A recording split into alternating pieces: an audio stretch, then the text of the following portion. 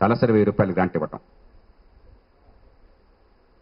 ఆ పైన ప్రణాళిక నిధుల్లో 50% జిల్లాలకు కేటాయించడం. ఆ పైన ప్రతి జిల్లాకి జిల్లా ఆంబుడ్స్మన్ ఏర్పాటు చేయటం. స్వతంత్ర ప్రతిపత్తి గల ఆంబుడ్స్మన్, అక్కడ మళ్ళీ అన్యాయం జరగకుండా, అవినీతికి పాల్పడకుండా న్యాయం జరిగేందుకు.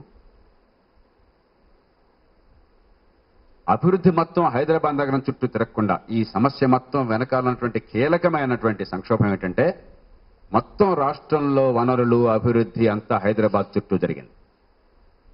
₹2000 ₹3000 ఉద్యోగం కోసం అని చెప్పని నిరుపేదలు మారుమూల ప్రాంతాల నుంచి పొట్ట చేత పట్టుకుని వలసపోయే పరిస్థితి వచ్చింది. హైదరాబాద్లోనూ, బెంగళూరులోనూ, చెన్నైలోనూ, కోల్కతాలోనూ, బొంబాయిలోనూ మొత్తం అభివృద్ధి అంతా కేంద్రీకరించినట్టయితే అక్కడ ప్రాంతాలకు న్యాయం జరగదు, అక్కడ యువతకు భవిష్యత్తు ఉండదు. ₹3000 జీతం కోసం హైదరాబాద్ వచ్చిన వాళ్ళు రోజుకు 15 కిలోమీటర్లు ప్రయాణం చేయాల్సి వస్తే ఉన్న చోటికి పనిచేసే చోటికి ఎలా బతుకుతారు? కాబట్టి ప్రతి జిల్లాలో 40-50 చిన్న పట్టణాలు వచ్చే రీతిన అటు వ్యవసాయాన్ని ఇటు పరిశ్రమల్ని అభివృద్ధి చేస్తూ రెంటిని సంధానం చేసే రీతిన స్థానికంగా పారిశ్రామికీకరణ, పట్టణాభివృద్ధి జరిగే ఏర్పాటు కావాలి. మీరు నిశ్చితంగా చూస్తే ఎక్కడ పట్టణీకరణ జరిగిందో అక్కడ తలసరి ఆదాయం పెరిగింది. నీటిపారుదల వల్ల తలసరి ఆదాయం పెరగల, వ్యవసాయం వల్ల తలసరి ఆదాయం పెరగల. మనందరం చూడండి, నిజామాబాద్ చాలా బాగుందనుకుంటాం. తెలంగాణలో మొట్టమొదటి నీటిపారుదల వచ్చింది. నిజామాబాద్ బాగా వెనకబడుతున్న జిల్లాల్లో ఒకటి ఆంధ్రప్రదేశ్లో, తెలంగాణలో ఈవేళ. మనందరి దృష్టిలో గుంటూరు చాలా బాగుందనుకుంటాం. 100కి 90-95 పాళ్ళు నీటిపారుదల ఉంది. బాగా వెనపడుతున్న జిల్లాల్లో గుంటూరు ఒకటి. ఆంధ్రప్రదేశ్లోనూ కోస్తాంధ్ర ప్రాంతంలోనూ తలసరి ఆదాయం, రాష్ట్ర తలసరి ఆదాయం కంటే గుంటూరు జిల్లా తక్కువ ఉన్నది. ఈవేళ ఎదుగుదల రేటు రాష్ట్ర ఎదుగుదల రేటు కంటే తక్కువ ఉన్నది. అంటే ఉన్న కొద్దికి పట్టణీకరణ, వ్యవసాయానుబంధ పరిశ్రమలు ఇవి ఆ జిల్లాల భవిష్యత్తు నిర్ణయిస్తున్నాయి. కాబట్టి చిన్న పట్టణాలు ఖచ్చితంగా ఏర్పాటు కావాలి. దానికోసం వనరులు కేటాయించాలి. అక్కడెక్కడ ఉపాధి కావాలి, చిన్న చిన్న ఉద్యోగాలు స్థానికంగా దొరికే ఏర్పాటు కావాలి. కాబట్టి మూడవ రకమైనది, మూడవ అంచె ఫెడరలిజం. పూర్తిగా రాజకీయ అధికారాన్ని, ఆర్థిక అభివృద్ధిని వికేంద్రీకరించి ఏర్పాటు చేయడం. ప్రతి జిల్లాకు ఒక ఆంబుడ్స్మన్ ఏర్పాటు చేసి అవినీతి లేకుండా, స్వతంత్ర ప్రతిపత్తి గల ఆంబుడ్స్మన్ ఏర్పాటు చేసి అవినీతి లేకుండా ఏర్పాటు చేయడం. ఈ సమగ్రమైన ప్రతిపాదనల్ని దానిలో ఏ రాజ్యాంగంలో ఏ అధికరణ నిరూపణలో మార్చాలో, ఏ రకంగా వీటిని అమలు చేయాలో కూడా ఊరికే ఏదో పైపైన కాకుండా చాలా సహేతుకంగా, అదే సమయంలో సంక్షిప్తంగా కొన్ని 100 పేజీలు ఇవ్వదలుచుకోలేదు మేము. మా నివేదిక బహుశా 40-45 పేజీలు ఉన్నది. ఒక 60-70 పేజీలేమో అనుబంధాలు ఉన్నాయి. ఎందుకంటే చాలా సమగ్రంగా ఒక స్పష్టమైన అవగాహన రాష్ట్ర భవిష్యత్తును గురించి కావాలి, అందరికీ న్యాయం జరగాలని చెప్పని. శ్రీకృష్ణ కమిటీకి నిన్ననే మేము కొరియర్ ద్వారా పంపించాము, ఈమెయిల్ ద్వారా పంపించాము. మా వాళ్ళ ఊరికి ఇక్కడి నుంచి అక్కడి దాకా విమానాల్లో వెళ్ళి అక్కడ వాళ్ళెవరో గుమస్తాను కలిసి, అది కూడా మరి రేపేదో శనివారం మళ్ళీ మాకు హాలిడే అంటారు, దొరుకుతారో లేదో తెలియదు, ఆదివారం దొరకరు. మామూలు టైంలోనే ప్రభుత్వాల్లో ఆఫీస్ ఎట్లా అంటే మనందరికీ తెలుసు. ఇదంతా అవసరం లేకుండా వారి పంపించేసి ఇక్కడికి వచ్చినప్పుడు వారిని కలవడం కోసం చెప్పని అపాయింట్మెంట్ని మా వారు కోరుతున్నారు. శ్రీకృష్ణ కమిటీ మాకు ఎప్పుడు అవకాశం ఇస్తే అప్పుడు వారితో కూర్చుని సవివరంగా వారికి ఈ వివరాలు చెప్పండి. ఇంత నుంచి బోల్డంత వివరాలు ఉన్నాయి. ఎన్నో రకాలైన వివరాలని, చాలా లోతైన వివరాలని, మామూలుగా పుస్తకాల్లో దొరకని వివరాలని కూడా ఒకసారి పట్టేస్తే, ఉదాహరణకి కాంటూర్స్ ఇవన్నీ కూడా ఎంత ఏరియా ఏ కాంటూర్లో ఉందన్నది సమగ్రంగా మీకు అంత తేలిగ్గా దొరకదు. మామూలుగా దొరకాలి, మన దేశంలో ఇవన్నీ శాస్త్రీయంగా దొరకవు. ఇవన్నీ కూడా లోతుగా అధ్యయనం చేసి ఈ వివరాలని మా దగ్గర ఉంచుకున్నాం. అలాగే విద్యలో ఆరోగ్యంలో ఏమవుతోంది, ఈ ఒక్క అంశంతో నేను ముగిస్తాను, తర్వాత మీ ప్రశ్నలు ఎదుర్కొంటాం. మేమంతా విద్యలో ఏమైందంటే 1950 నుంచి 80 దాకా బ్రిటిష్ ఇండియా ఉన్నటువంటి ప్రాంతంలో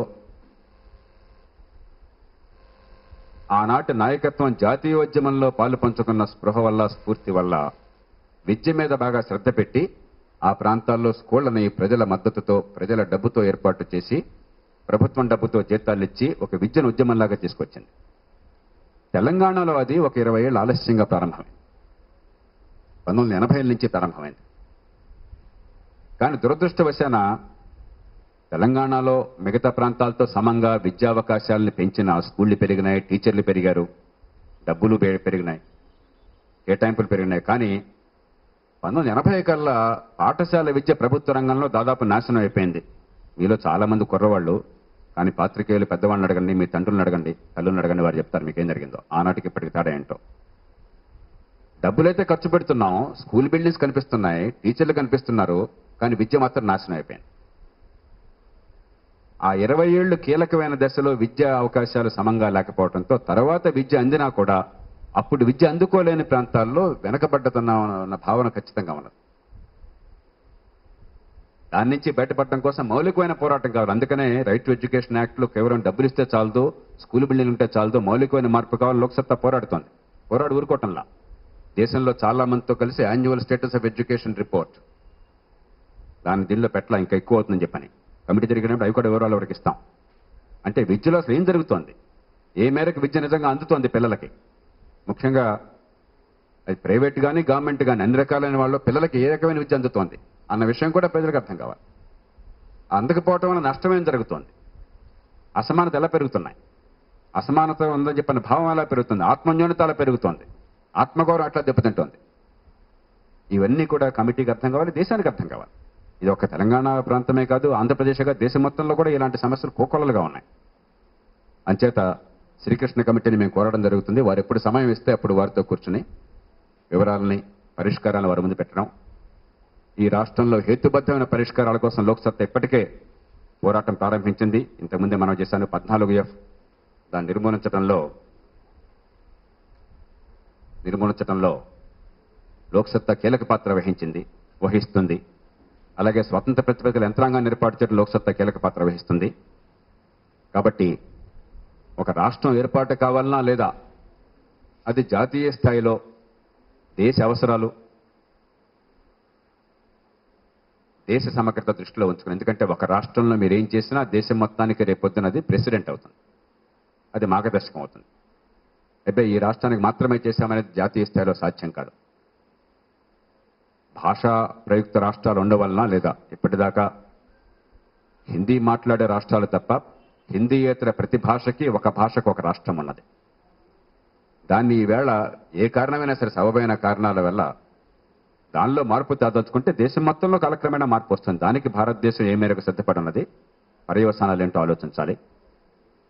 అలాగే తొలిసారిగా ఒక పెద్ద నగరం రాజధానిగా ఉన్న ప్రాంతంలో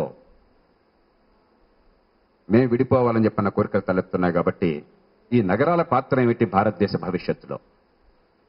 ఆ పెద్ద నగరం ఉన్న ప్రాంతం విడిపోతే ఆ పెద్ద నగరం లేనటువంటి ప్రాంతాలు, అక్కడ పరిస్థితులు ఏమిటి? కర్ణాటక కావచ్చు, దక్షిణాన అక్కడ బెంగళూరు నగరం ఉన్నది, తమిళనాడు కావచ్చు, ఉత్తరాన చెన్నై నగరం ఉన్నది, మహారాష్ట్ర కావచ్చు, పశ్చిమాన ముంబై నగరం ఉన్నది. ఇవన్నీ కూడా మధ్యలో ఎక్కడ లేవు నగరాలు. పశ్చిమ బెంగాల్ కావచ్చు, అక్కడ దక్షిణాన కలకత్తా నగరం ఉన్నది. ఇవన్నీ దృష్టిలో ఉంచుకుని ఆ పెద్ద నగరము రాజధాని ఉన్న ప్రాంతం వేర్పాటు చెందాలని చెప్పంటే దాని పర్యవసనాలు ఆ ప్రాంతం మొత్తం మీద ఎట్లా ఉంటాయి, ఆర్థికంగా, సామాజికంగా, రాజకీయంగా. ఇది జాతీయ స్థాయిలో అంచనా వేసుకోవాలి. భాషా ప్రయుక్త రాష్ట్రం కాదు అని చెప్పంటే భాష కాకుండా వేరే ఏమిటి, మార్కర్ ఏమిటి అన్నది ఒక నిర్ణయానికి రావాలి. తప్పేం లేదు, కానీ ఒక నిర్ణయానికి రావాలి. అడ్హాక్గా ఏ పూటగా అప్పటి ఇప్పటిదాకా సమస్య ఎందుకు వచ్చింది ఈ రాష్ట్రంలో అని చెప్పంటే నిర్వహణగా చెప్తున్నాను. ఎప్పటికయ్యేది ప్రస్తుతంబు. ఈ పూటకి ఏదో ఒకటి ఒక మాట అనేద్దాం, ఒక పని చేసుకుందాం, కొన్ని నోట్లు రాసుకుందాం, అధికారంలోకి వచ్చేద్దాం, దేశాన్ని దోచేసుకుందాం అన్న ఆలోచన తప్ప దీర్ఘకాలిక దృష్టితో, జాతీయ దృక్పథంతో, జాతి అవసరాల కోసం నిర్ణయాలు తీసుకునేటువంటి సమయోచిత ఆ స్పృహ కానీ, ఆ ఇంగిత జ్ఞానం కానీ, దూరదృష్టి కానీ లేకుండా పోయింది. కాబట్టి ఇప్పుడు చాలా లోతైనటువంటి పరిశీలన చేసి నిర్ణయాలు ఏదైనా తీసుకునేవ్వండి. ఏ నిర్ణయమైనా కూడా ఆ నిర్ణయం తప్పులేదు. కానీ ఏ నిర్ణయం తీసుకున్నా కూడా లోక్సత్తా సూచించిన పరిష్కారాలు అత్యవసరం. అవి సాధించవలసిందే, లేకపోతే ప్రజలకు న్యాయం జరగదు. తొందరపాటు నిర్ణయాలు కాకుండా చాలా సమయోచితంగా దేశ ప్రయోజనాల దృష్ట్యా, రాష్ట్రంలో అన్ని ప్రాంతాల ప్రజల ప్రయోజనాల దృష్ట్యా నిర్ణయాలు తీసుకోవాలి. ఇది లోక్సత్తా నివేదిక సంక్షిప్త పాఠం. వివరాలన్నీ మీ దగ్గర ఉన్నాయి కాబట్టి దీనిలో రహస్యమేం లేదు. ప్రతి అంశం కూడా మేము మొదటి నుంచి చెప్తున్నాం, ఇవాళ కొత్తగా చెప్తుంది కూడా లేదు. 10 ఏళ్ల క్రితం ఒక మాట, 10 రోజుల క్రితం ఒక మాట మా దగ్గర ఇప్పుడు ఉండదు. ఒక్కో ప్రాంతంలో ఒక్కొక్క మాట కూడా ఉండదు. చెప్పిందే చేయడం ఆనవాయితీ కాబట్టి చెప్పిందే చేసే ప్రయత్నం కూడా చేస్తున్నాం. ఇక మీ ప్రశ్న.